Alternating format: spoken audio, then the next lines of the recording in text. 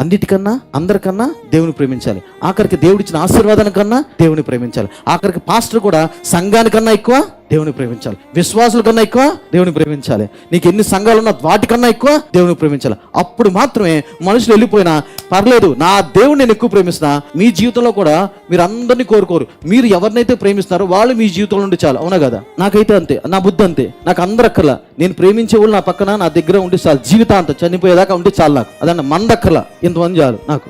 అలాగే నేను ఇప్పుడు ఏం చేస్తానంటే అందరికన్నా అన్నిటికన్నా దేవుని ప్రేమిస్తున్నా. ఆ దేవుడు లేకపోతే నేను చచ్చిపోయి ఉండే. కానీ దేవుడు ఉన్నాడు కాబట్టి ఉన్నారా లేరా, మనుషులు వస్తున్నారా చర్చికి, ఆ చర్చికి వెళ్తాను, నాకు అనవసరం అసలు. ఎందుకు? నాకు ఇష్టమైన నా దగ్గర ఉన్నారు. ఆ ఇష్టమైన ఎవడు? యేసయ్య. నాకే చెప్పట్ల మాటలు, నీకు కూడా చెప్తున్నా. అలా ఉంటే చాలా దరిద్రాలు పోతాయి. ఏంటో అసూయ, ద్వేషం, కుళ్ళు, పగ, ప్రతీకారం, చాలా ఆస్తి తగాదాలు, ఆస్తి గొడవలు చాలా పోతాయి. మోకరిస్తే పోదు, కన్నీరు కారిస్తే పోదు, హృదయం మార్చుకుంటే ఇవన్నీ పోతాయి.